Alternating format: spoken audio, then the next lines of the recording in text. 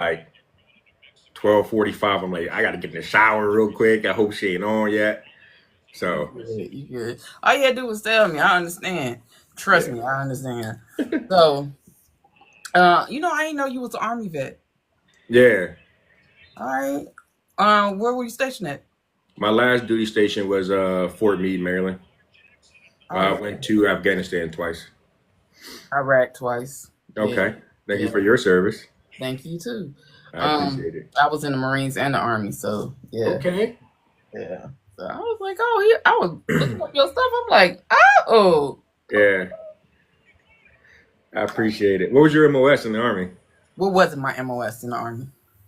I was logistics, but once I got over to Iraq, I was on the trucks. I was on the gun trucks. Okay.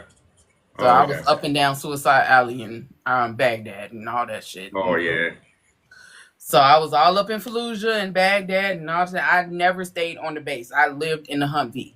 Okay. I'm You would sorry have to hear thought that. I was special forces the way I Yeah. fucking lived up there. Yeah. He was doing a thing. If that's what you want to call it. Well, I learned how to pee standing up. Yeah. Yeah. So, all right. So I'm gonna do your intro, and then Okay. we're gonna get into these questions. All right. Sounds good. So, y'all, welcome back to Black Girl Tired Book Talk, where we dive into the minds, stories, and journeys of today's most dynamic authors. Today, I have the honor of sitting down with DeAndre K. Because, baby, I'm not finna fuck up your last name. It's all good. An Army veteran, devoted husband, proud father of five. Yes, ma'am. Ooh, Jesus. My two is just a lot. Who has transformed his lifelong love of books into a career of storytelling. DeAndre's life is a multifaceted as his writing, whether it's immersive gaming, casting a fishing line. I love the fish too. Fishing line on a quiet morning or weaving new worlds on the page. He carries a passion for exploration. He once joked that reading was just about building his vocabulary, but now he admits that it was always about something deeper. Y'all men be lying. Stepping into the alternative realities. That hunger for other worlds is what fuels the narratives he creates for his readers.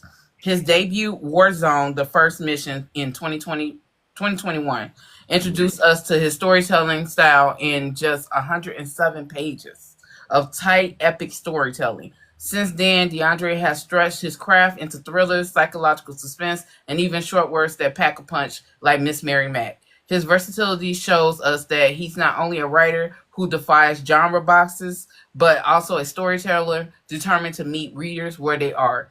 So today we're going to explore DeAndre's creative path, his military background to his family life, from the pages of Warzone to the chilling turns of Almost Perfect and beyond.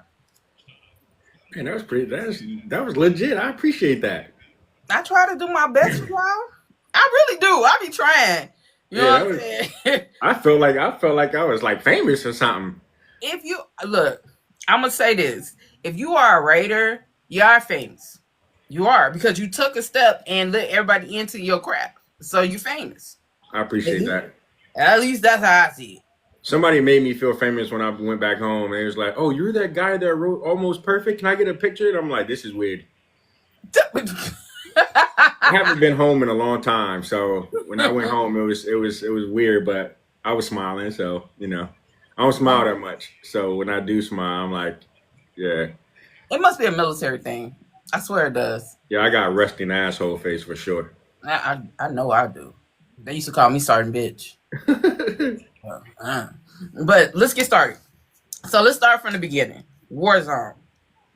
It, Yes. the first mission. How the fuck did you get 107 pages?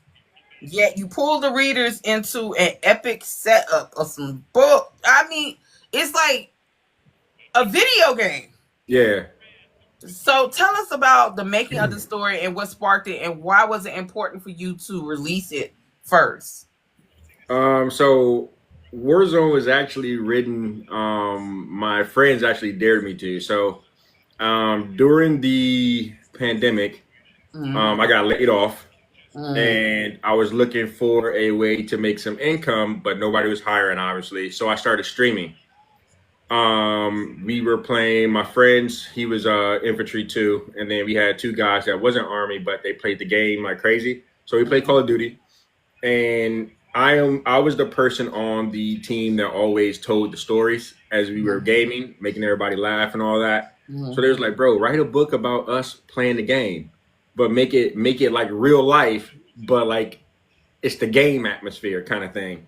So like they kind of dared me to, and so that was the first book.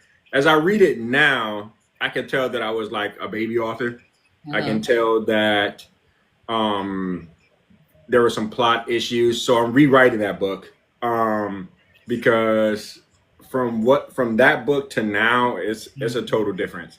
But they were the reason I was like, I can probably do this for real. It was fun to do. People liked the book. Um, so that, and then I use my own military experience to help write the book and put military jargon, military like action and stuff like that. And it was fun to write. So I was like, I could write some better stuff than this kind of thing. Yeah. Legit. So let's talk about almost. No, I ain't even gonna jump into that one yet. How much of your military experience? Because you answered some of that, but in terms of like discipline, structure, or even themes of survival and conflict in the story, how much did you put in? I For the people who read that book, they say that I put in a lot. They said they can't really tell it's a video game, based on a video game, except for a few words that are used in the game. Yeah. So I put a lot into it. I put a lot of like the way we speak in the military. I put a lot of like the SIP rep words that we use.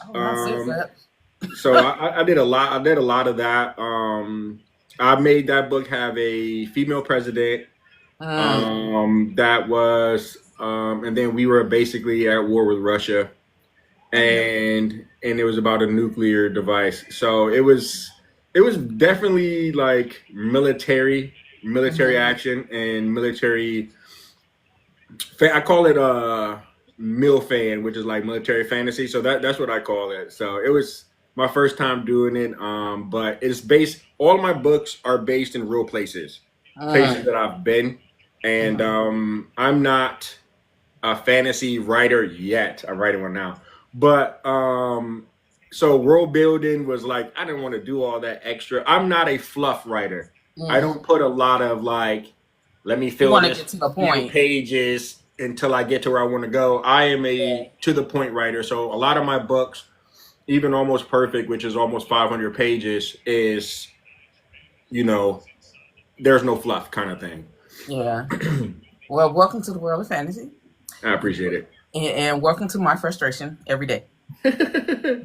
Okay. So your next big pivot was Almost Perfect. Yeah. The Perfect series, a psychological thriller. How did you go from writing something that was rooted in action like Warzone to something so suspenseful and like mind bending like Almost Perfect? What was the how did that happen? So psychological thrillers is my favorite genre to read. I'm not surprised. I read that my entire like childhood. It was like my way of escaping like my real life kind of stuff. My favorite author is Dean Koontz, James Patterson, I love James Danielle Patterson. Steele. So like those are like my go-tos. And my favorite book ever by Dean Koontz is False Memory. So my first psychological thriller, which is Almost Perfect, I got the psychologist idea from that book. And being a veteran, I've been through a lot of therapy in my life. So I understand kind of the nuances of therapy and psychologists and all that jazz. So I wanted my first book to be about that. So my main character in that book, I'll show you. So this is it right here. This is the original cover, and then I have a special edition cover too. But this book follows a Marcus, who is a psychologist, and he's a wealthy psychologist. He started from the bottom, now he's here, and he treats women who have burdened past, but Mm-hmm. he treats them in a what people would like to say is a morally gray, morally black way. Mm-hmm. He helps them find their peace. And then on the other side of that spectrum is Allison, who is Mm-hmm. the female main character, and she is a woman that walks the green mile, if you know what I mean. And so she be out here at night, street walking and doing her thing. But she don't want to do that no more. Mm-hmm. So she develops a plan where she gets out of that life, but during that time, she makes some decisions that get her in trouble. And these two, Marcus and Allison, actually meet. This is based in DC. It is a crazy ride. It's action. All of my books, people will learn that all of my books have action in it. I Mm-hmm. live off the thrill, so it's fun to write those pages. So far, my favorite character I have written is Allison. So she is a badass female character, and it was fun to write her.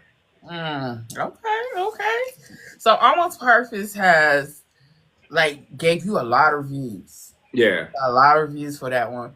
What do you think resonates so deep with readers about the book and the psychological genre? It's the ability to relate. So Mm-hmm. this book touches on a lot of genres. Not in genre, a lot of issues that real people have. You know, it Mm-hmm. touches on like I don't know if I can say the word on it, like smurder. I call it smurder. Like Oh, everybody else do. unaliving. Yeah, unaliving. It talks about self unaliving. It talks about DV. Mm-hmm. And stuff like that. Especially the prequel to this book goes into how Marcus was raised from 6 years old to where he is in this book, and it's real world stuff. People relate, and then also people can understand that people like your mind is like it can switch. You could be good, good, good, and then all of a sudden something happens to you, and you ain't the same person no more, and vice versa. You could be bad or going through some shit, and then you switch, and then life is gravy. You know what I mean? So, Mm-hmm. life can switch at any moment, and that's what this book relates to. So, Mm-hmm. I think that's why people enjoy it. And it's spice too. So, a lot of people read it, You know, you wanted to see the spice. So, can't get past the nastiness. Everybody like a yeah. good fuck. First chapter is all of my books. I will say, except Miss Mary Mac, all of my books start out with you in the crazy. So immediately, you in the crazy. You published several works since Warzone and Almost Perfect. But I want to pause and talk about like Miss Mary Mac. Mm-hmm. A short thriller, creepy as shit, sharp and unsettling. And I definitely mean unsettling in the sense of unsettling. Yeah. Can you break down the inspiration for that? Because we all know the children are Mary Mac. So Yeah. what was the inspiration behind that? I'm gonna just tell you all the truth. I had a dream I'm scared. about that. So I have very vivid like lucid dreaming. Mm-hmm. I don't know why. I wish I didn't dream, but that's where a lot of my stories originate from. But I had a dream, and it was like you ever seen that? It's a movie out right now, and it's like the woman in black, I think it's called. She sits in the front yard in the chair. So Yeah. like I think I had like saw like a commercial about that, and then when I went to sleep, I kept hearing that song in my sleep. But it wasn't like the fun game and everything like that. It was like slowed down. It was like deeper Oh, it's voice. giving I Yeah. got 5 on it, but slow. Yeah. Ooh. So like, and then like in my dream, I'm like walking around in my dream. So the people can't see me, but I can see them, and I Yeah. can see the things that are happening. So like, it goes back into the mid 1800s. So there was during like the time where segregation is going on, slavery and everything like that. And so it's in a town. I didn't name the town, but you'll be able to tell where it is by by reading it. But it's like one side of the town is all white folks, and then the other side of the town, same area but less than, and it's all black folks. But they all have their own thing. There's people who have grocery stores. There's people who have, this and that. And Miss Mary Mack is a mortician, and she is a strong black woman. She is a tall, muscular. There are men who's afraid of her. There are a lot of people that respect her because during that time, especially black women, were not able to be morticians. They weren't allowed to touch the bodies. They weren't allowed to do certain things. And in that book, the white folks did not want a black woman to make money doing that. However, Miss Mary Mack didn't make that much money because back then our people didn't have a lot of money.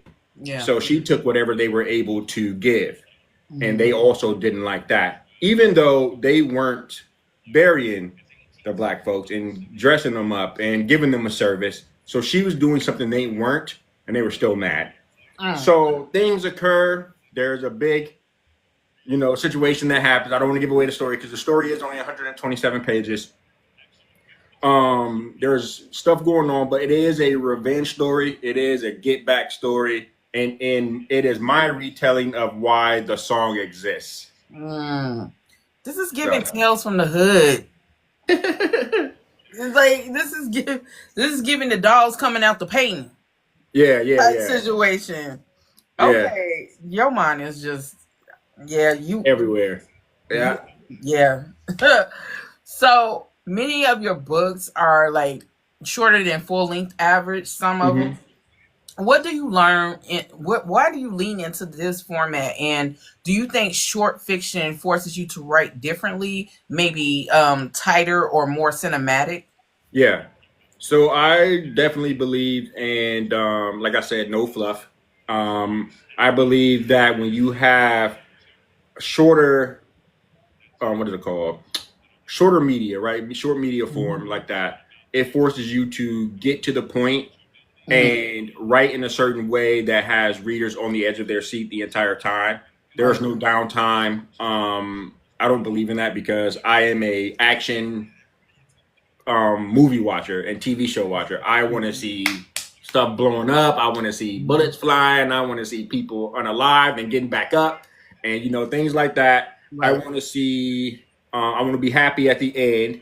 Not always mad, right? So a lot of my stories are just like that. They are cinematic. They are very, once you get in, you don't want to get out. And then once you get out, you want to get back in immediately kind of thing. So that's why I write like 3-book series. Most of my stories, except Miss Mary Mack, are 3-book series. And they are to the point, even though Almost Perfect and Imperfect Madness and Twisted Perfection are 400 to 500 page books.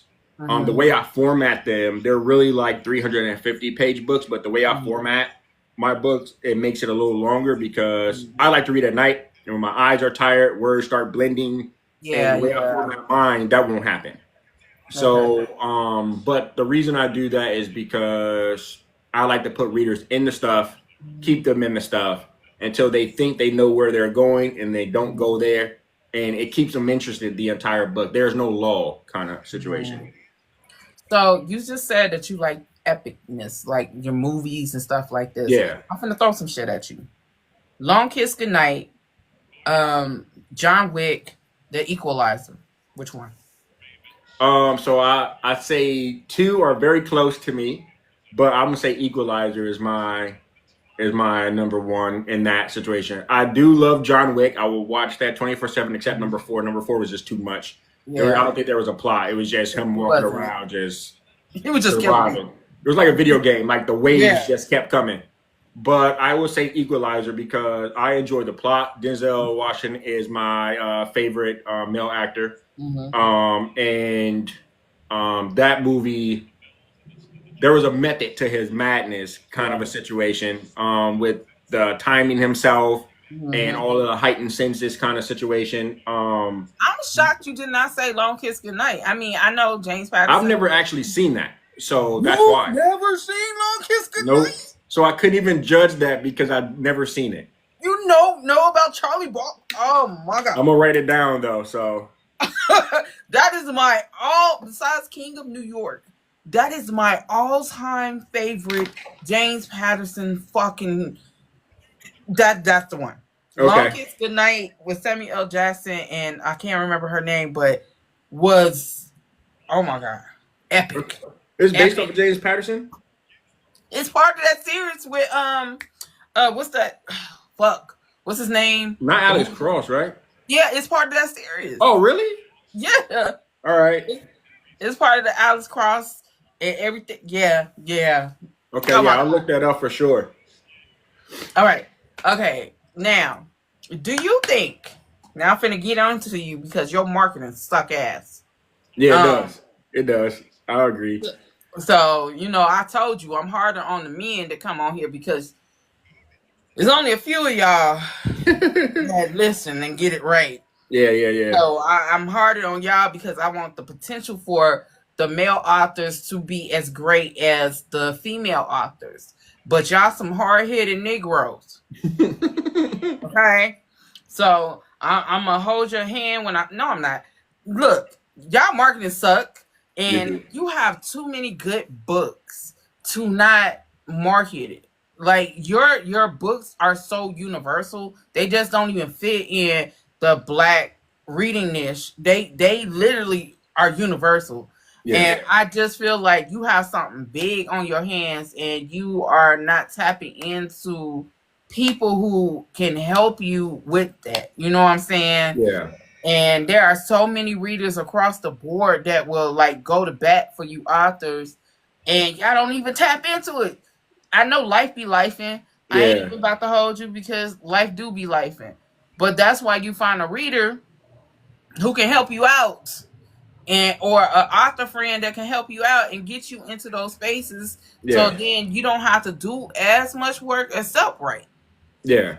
So, I agree with you 100%. I'm not even going to lie to you. I have this conversation all the time with a bunch of my readers.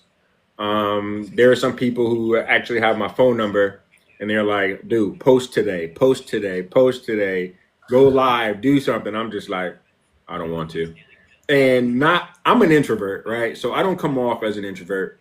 I am very introverted. I just go to work, come home, go have a drink maybe once a month or some shit like that.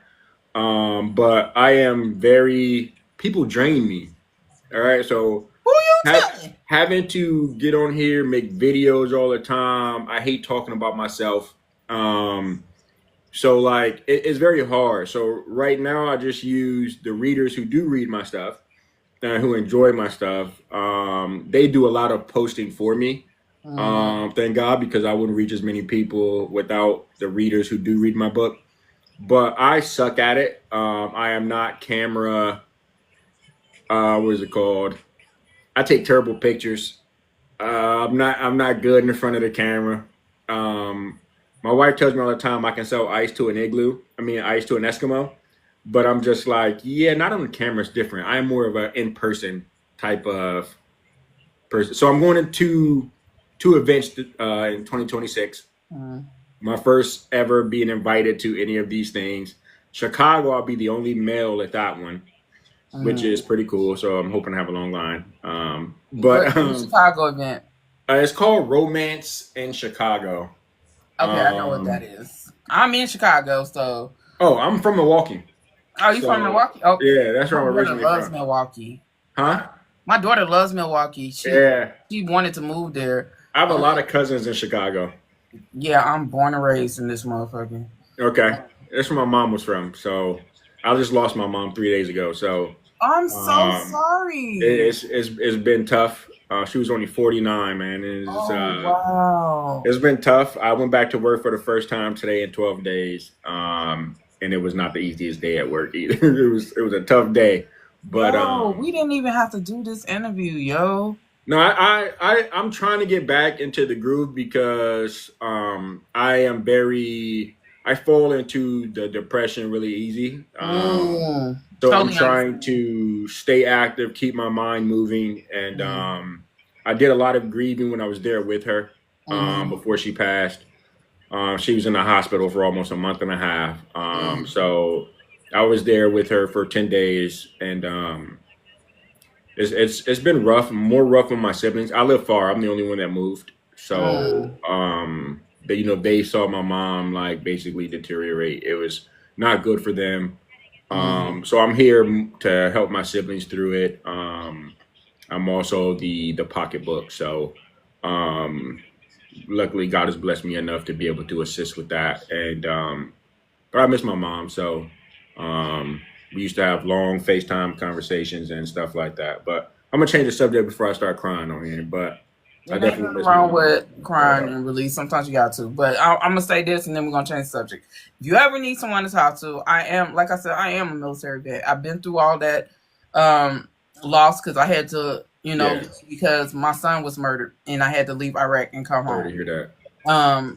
But if you ever need somebody to talk to, I am Mm. here. I am introverted, but I do care about people. I tell people I'm kind, but I'm not nice.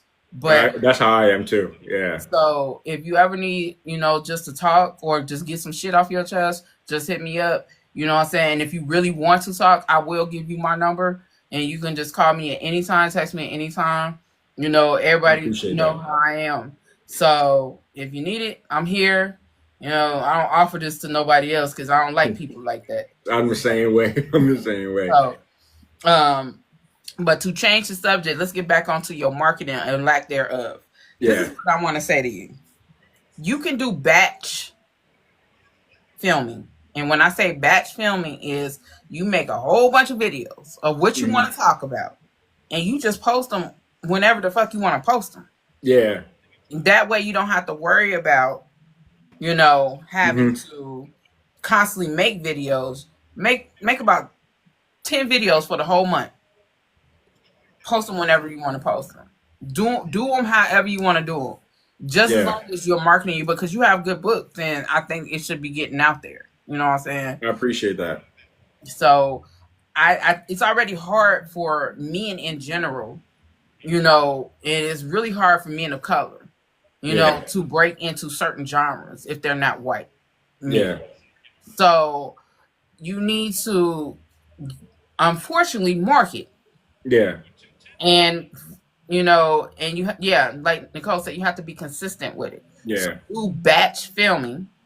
Like take a day, think of a concept you want to do the films about, whether it's one book, two books, each of them different books or whatever.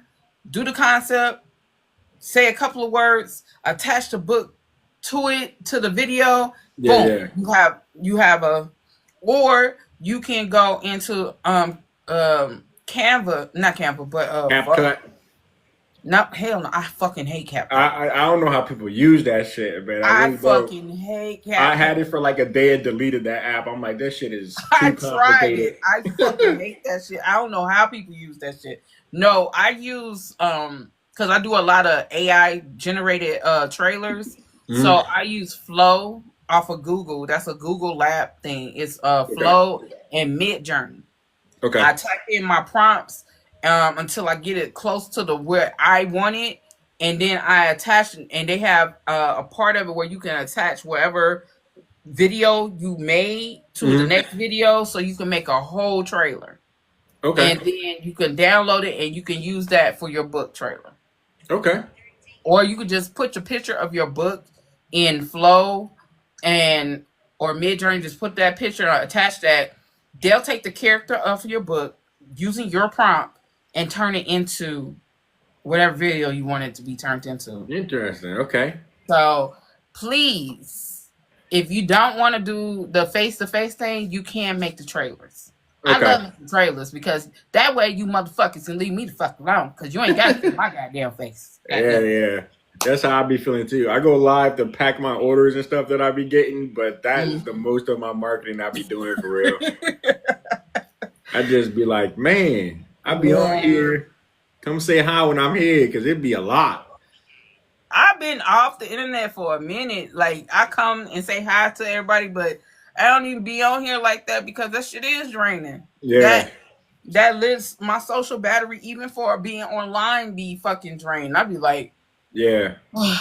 My wife is always like, "You should go live. You should make a video," and I'm just like, "Leave me alone before I act out, man. Like I don't want to be on. I don't want to be on the internet like that. I don't. I consider myself a private person. However, I do vent because back in the day, like not venting has gotten me in trouble.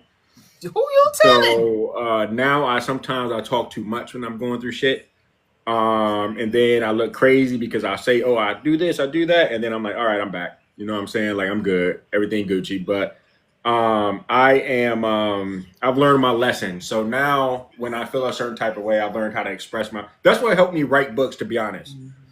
Going from a situation where I held things in as a child all the way until I was like 23, 24 years old. And then I had a explosion that kind of derailed my life. You know what I mean? Got me in some legal trouble, did some stupid stuff, like most 20-year-old people do.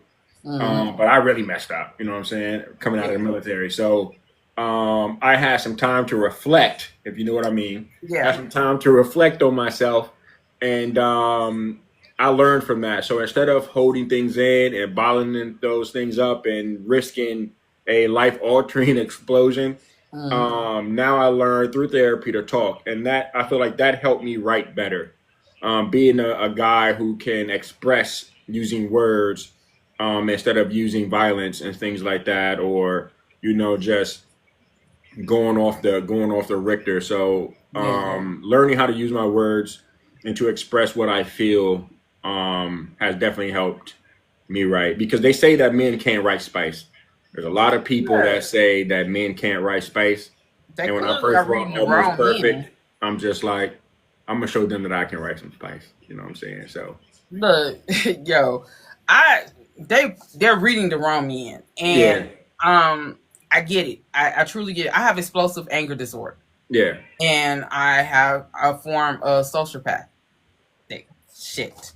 Yeah, I have BPD, which is borderline personality disorder. So I have that too. So I get it. Even though my therapist is scared of me, she still put up. I think mine is too, but she chilling though. She been my therapist since 2020. So mine is new. They keep bitching up on me. Yeah. But I literally get where you're coming from. So I just want to say this. The internet, even though it's exhausting, the people who need to find you will find you. I agree.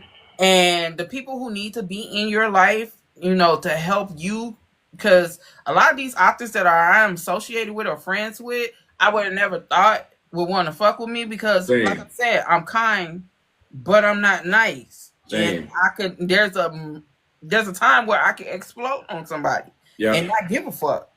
I've done it to the people that I have met on here. I've got really close to, and because of BPD, I take everything personal, right? So there's some shit going around, and they say if the shoe fits, you know what I'm saying? So they're talking, I'm like, what the fuck are you talking about? Like, you know what I'm saying? Like, this can change real fast for you.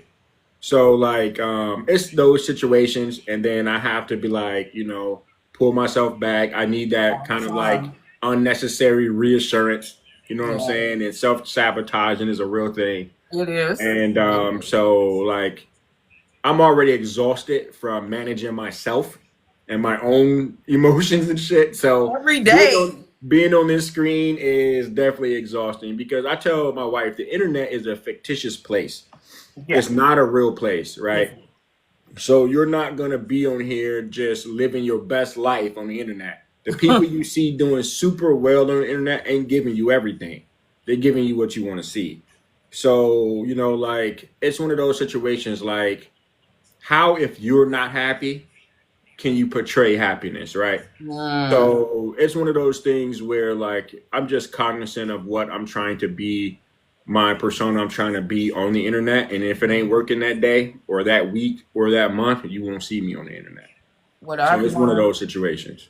What I've learned is, fuck it. I'm going to give you what I can. And if you don't like it, then that's a problem on you and not me. I hear that. Yeah. I started out 2 years ago. It's been 2 or 3 years since I've been doing this shit. And I've learned that people are going to either like you or they're not. 100%. And my personality is who I am on a regular. You know what I'm saying? When they meet me in person, I'm just like this. Yeah, same. Me too. So don't ever try to fit in a box on this internet, because that's when you get fake ass motherfuckers. Yeah. It's when you are very much yourself that the genuine people will come into your space. Yeah. As Nicole was saying, discernment is a very, sometimes you can get blindsided by somebody who, which I am understanding, is love bombing. Yeah. And see, me, I don't open myself up like that. Yeah, but same. when I do, I didn't know that really was.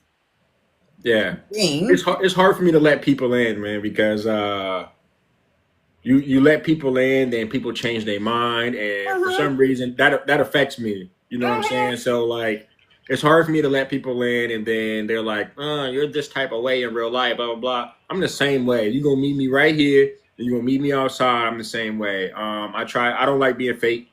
I don't like fake people. And one of my biggest pet peeves is when people lie to me. So I am blunt to the point, or truthful to the point, where sometimes it gets me in trouble. So like I would tell them myself.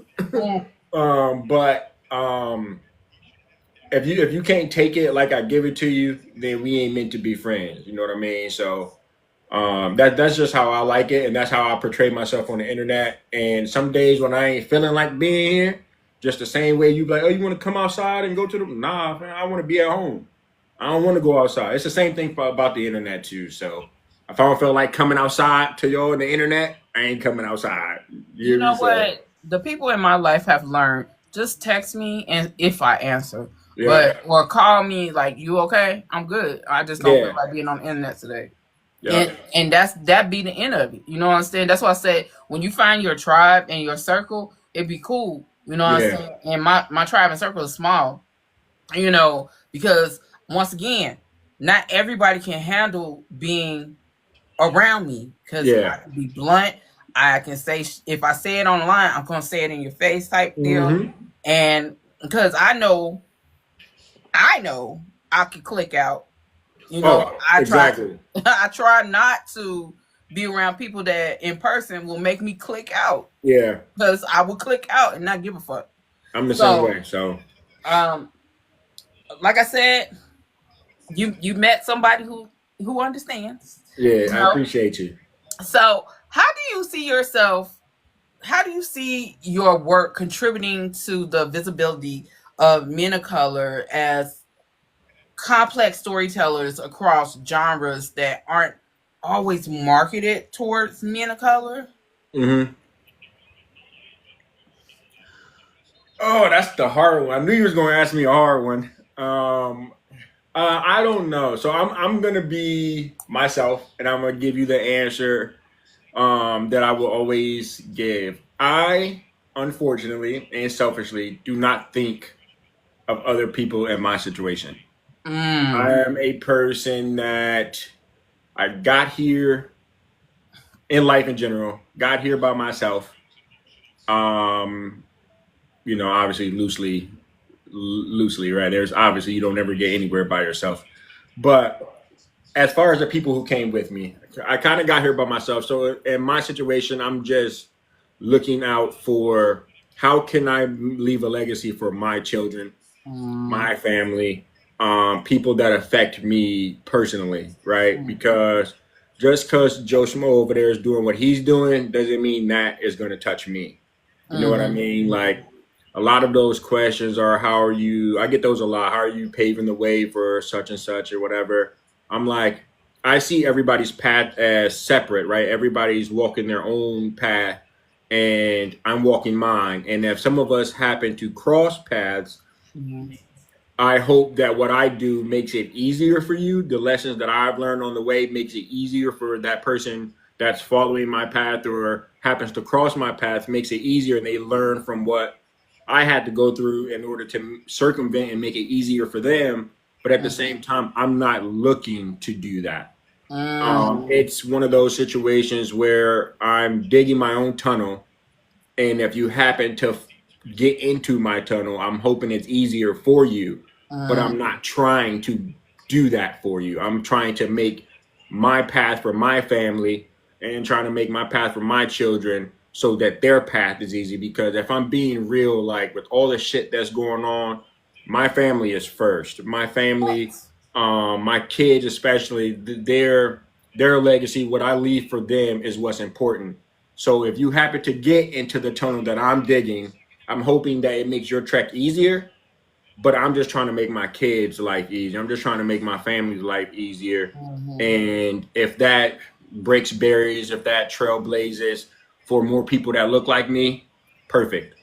But the people that really look like me, my children, those are the people I do it for. So I love that. So you have a question. Y'all, I usually don't answer questions, but I'm in a good mood. I'm in a good mood. Usually I don't let the chat ask nothing. But author Athena Lightwood wants to know, what is one of your favorite scenes from your books? I'm going to go with Miss Mary Mack. Of course. I'm going to go with that book, and I'm going to say it's the first time you hear the song in the book. The first time you hear it. Damn song in my head. Yeah. So I actually have a trailer made for that, and you'll hear the song the way I heard it in my head.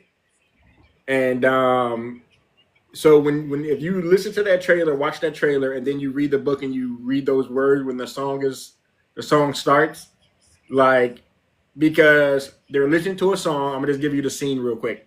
They're listening to a song, and the record player starts to play it. And you know the record player, that little scratchy sound. Yeah. And, like that was my favorite part, because it's like the woke moment. Like, this motherfucker's like she here kind of thing. You know what I'm saying? So that's probably my favorite. It's the most like eerie feeling. It gives you that feeling that you can't read this at nighttime kind of thing. The fuck? So what would you say is your greatest attribute? Wait, before I get started, where's the trailer? It's on my TikTok. Could you tag? Is it like on your recent ones? No, it's older when the let me see. Just tag me in it. Tag me in it so I can go and look at it. Okay. So what would you say is your greatest attribute as a writer? Like the thing that makes DeAndre K book your book? I'm gonna tell you, because I don't know. I'm gonna just be straight up. Mm-hmm. I don't know. I'm gonna tell you what my readers tell me all the time. The most thing that they tell me is that I hook you from the first chapter. My thing is, like I said, I put you right in the shit. Like there is no, the sun was shining, and there's none of that. It's welcome to the shit. Have a seat. Welcome to death row. Yeah, be prepared. Be prepared to walk through this with me kind of situation. So I am a attention grabber in the beginning. There's no slow burn. There's no I'm gonna pull you in slow. Like the first chapter of Almost Perfect, you're gonna be like, what the like that's how it's gonna be, and that's every single book. So on the flip side, what's your least favorite part about being a writer? Is it editing? Is it marketing? Well, we got the marketing part. Yeah. So I don't edit at all. Oh, sitting still. Is it sitting still long enough to finish the book? Yeah. So I write, I proofread every chapter after I wrote the chapter, and then I got to pay somebody. Because if I got to do it myself, it ain't gonna get published. It ain't gonna get done. If I do publish, it's gonna have a billion errors, because just naturally, when you read something you wrote, you read it as if it's written the right way. You overlook a lot of stuff, and so instead of trying to do that, I just be like, somebody get this. Somebody get it. But I am hard on my editors, and I apologize to all the people who have edited my books.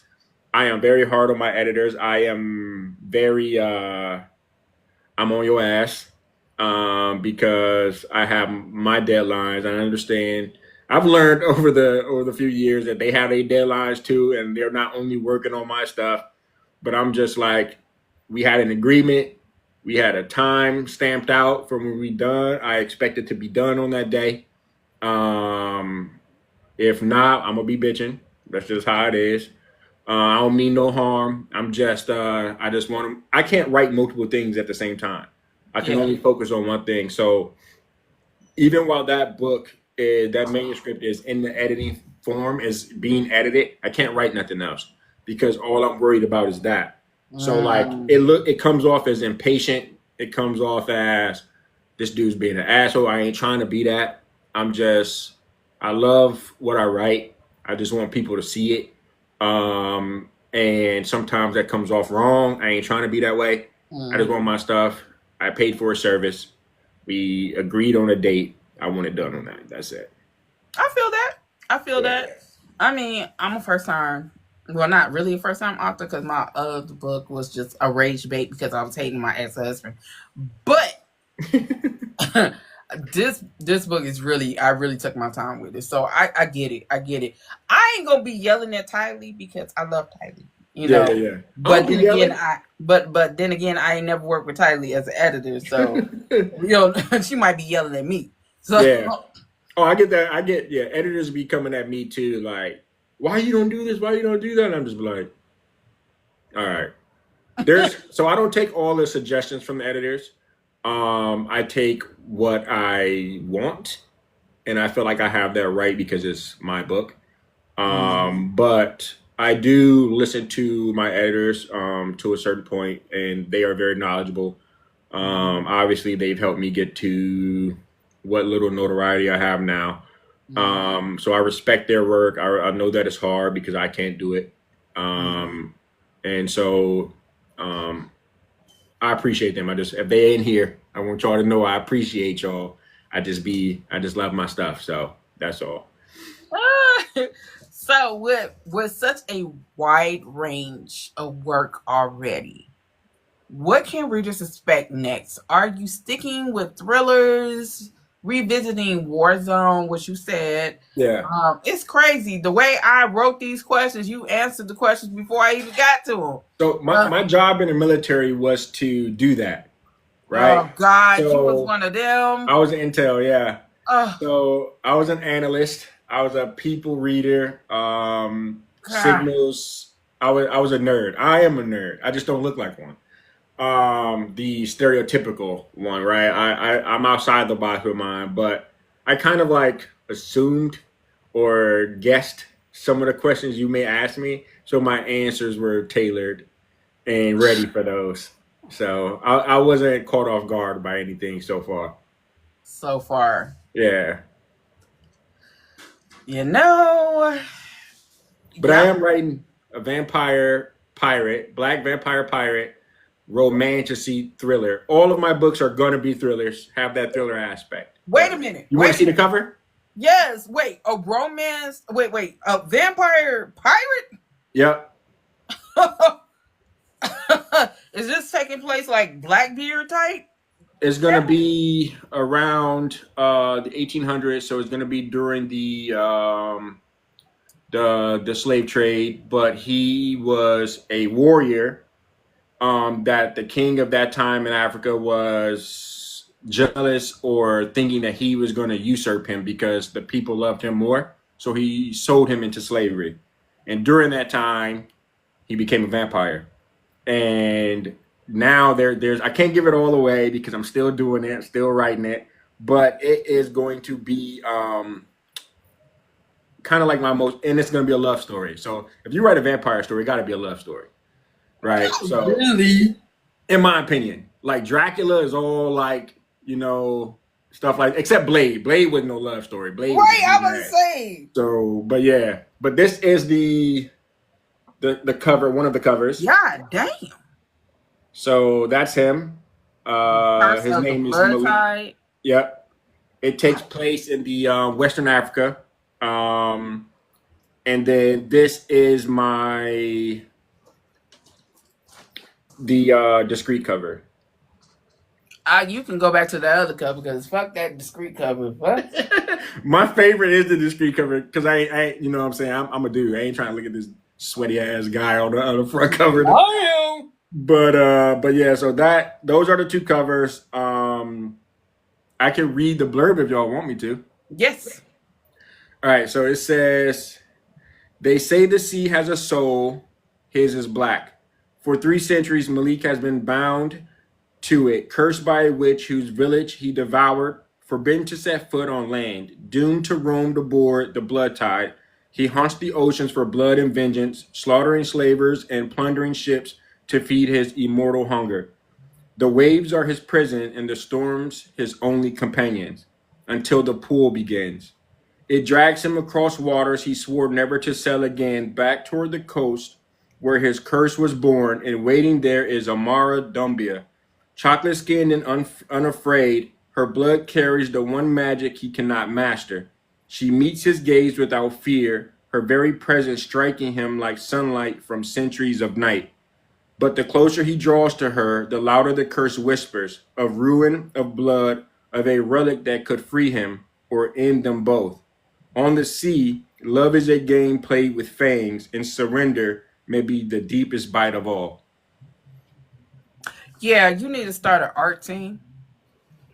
So we can go ahead and start doing these reviews for that book because yeah, that sounds like something I want to read. I appreciate that. I'm still writing it. So it's I am only like 35% in of writing it. It's gonna be my longest because obviously there are some fantasy aspects to it. I gotta do some world building. But Man, you know what I'm saying? don't even mention that shit. That shit make my head hurt. But I'm trying. All right, bet. So let me ask you this. How much of your characters are you? I don't even probably a lot if I'm honest. I ain't out here unaliving nobody though. But because most of my characters be doing that, but I ain't gonna say anything about it. But yeah. It is I think every author pours a little bit of themselves into one or more of their characters. I know like the fight, the ability to have resilience and all that stuff is a big part of my character. I am very ambitious. I am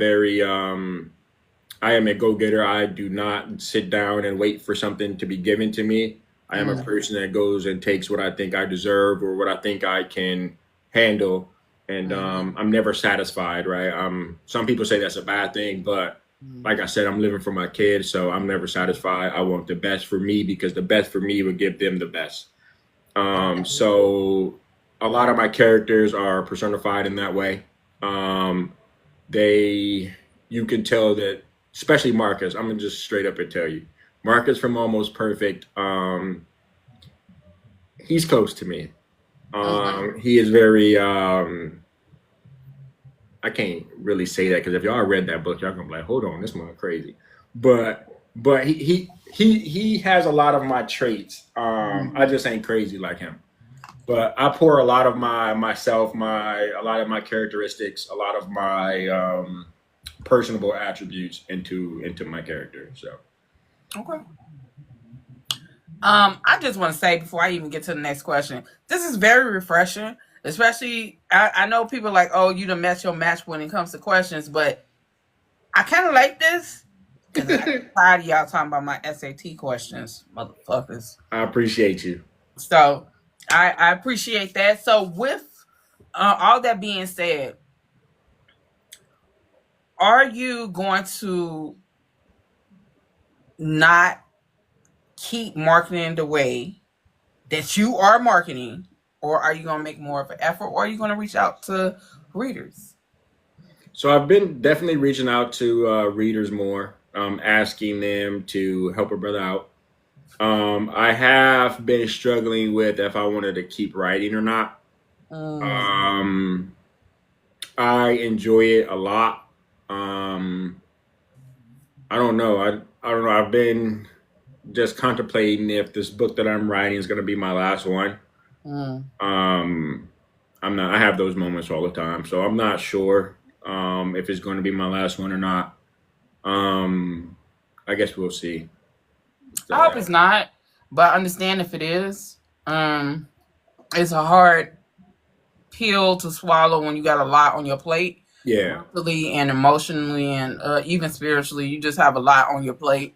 yeah, So I get it. You know what I'm saying? But I will say this advice: just take a step back yeah. and then regroup. You know what I'm saying? Don't stop. Just regroup.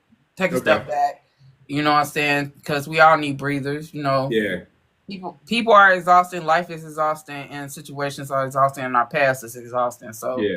you know, all of it creeps into our daily life. So take a step back. Okay.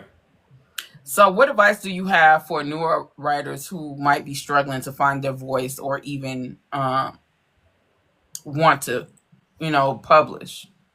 My main advice that I will always say forever and ever and ever is write for yourself.